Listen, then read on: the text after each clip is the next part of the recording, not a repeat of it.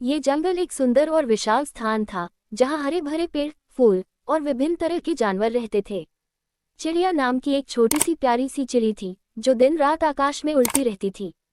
उसका रंग नीला और सफेद था और वह हमेशा खुश रहती थी। वह जंगल के हर कोने में उड़ती रहती और हर जानवर से मिलती थी।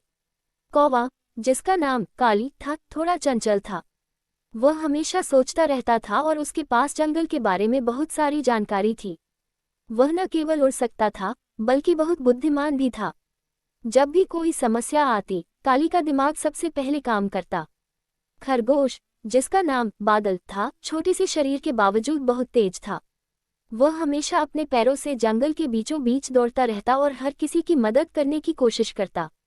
वह अपने दोस्तों के साथ जंगल के रास्तों पर खेलता और कभी भी कोई खतरा महसूस नहीं करता। हाथी, जिसका नाम गंगा था, जंगल में सबसे बड़ा और सबसे मजबूत जानवर था। उसका दिल बहुत बड़ा था और वह हमेशा सबकी मदद करने के लिए तैयार रहता था। उसकी सूंड बहुत लंबी थी, जिससे वह आसानी से ऊंचे पेड़ों से फल तोड़ सकता था। गंगा को अपनी ताकत पर गर्व था, लेकिन वह कभी किसी को डराता नहीं था। पहला संकट। एक दिन जंगल में अचानक एक बुरी घड़ी आ गई। एक बड़े तूफान ने जंगल को घेर लिया। आकाश में काले बादल घिरने लगे और तेज हवा चलने लगी।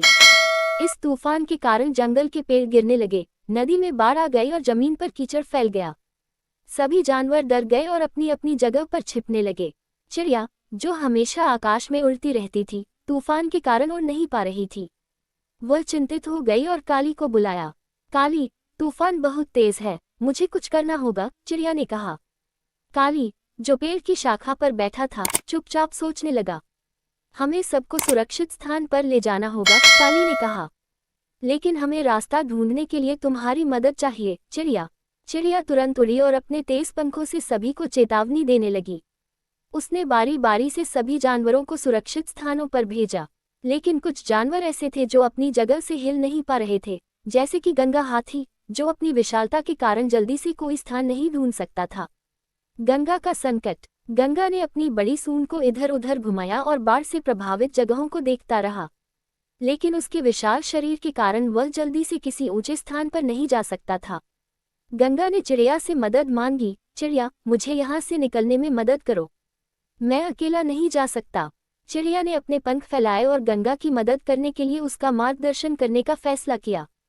वह आसमान से बाढ़ के पानी को देखकर गंगा को सही रास्ता बताने लगी। धीरे धीरे गंगा ने उस रास्ते का पालन किया और कुछ देर बाद वह सुरक्षित जगह पर पहुंच गया। खरगोश की मदद। अब बारी थी बादल की। वह जंगल के सबसे तेज दौड़ने वाला जानवर था, लेकिन तूफान के बाद जंगल में कीचड़ और बाढ़ आ गई थी। बादल के लिए दौड़ना अब आसान नहीं था। फिर उसने गंगा और काली से मदद मांगी। तुम दोनों मुझे मार्गदर्शन करो, बादल ने कहा। तूफान के बाद मैं भाग नहीं पा रहा हूँ। गंगा ने अपनी लंबी सूंड से बादल को सहारा दिया और काली ने अपनी चतुराई से रास्ते की पहचान की। धीरे धीरे बादल को सुरक्षित स्थान पर ले जाया गया। मित्रता की ताकत। सभी जानवर अब एक सुरक्षित स्थान पर इकट्ठा हो गए थे। वे सभी जानते थे कि बिना एक दूसरे की मदद के वे कभी भी इस तूफान से बचने में सफल नहीं हो पाते। गंगा, काली, बादल और चिड़िया एक दूसरे की मदद से जंगल के तूफान से बचने में सफल हुए थे। सभी जानवरों ने एक दूसरे के साथ अपनी ताकत और समझदारी का उपयोग किया और यह साबित कर दिया कि दोस्ती और सहयोग से कोई भी कठिनाई हल हो सकती है।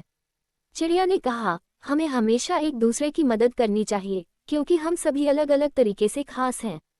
अंत। इस घटना के बाद जंगल के सभी जानवर एक दूसरे के और भी अच्छे दोस्त बन गए। अब जब भी कोई संकट आता, वे एक दूसरे की मदद करने के लिए तैयार रहते थे। चिड़िया ने फिर से आकाश में उड़ने का आनंद लिया। काली ने अपनी चतुराई से सभी को रास्ता दिखाया। बादल ने अपनी गति से सबकी मदद की और गंगा ने अपनी ताकत से सभी को सुरक्षित रखा। सभी ने एक साथ मिलकर जंगल को खुशहाल और सुरक्षित बना दिया। ये कहानी हमें ये सिखाती है कि अलग अलग विशेषताएं रखने वाले लोग या जानवर जब एक साथ मिलकर काम करते हैं, तो वे किसी भी कठिनाई से बाहर निकल सकते हैं। दोस्ती, सहयोग और समझदारी से ही हम बड़े से बड़े संकटों को पार कर सकते हैं।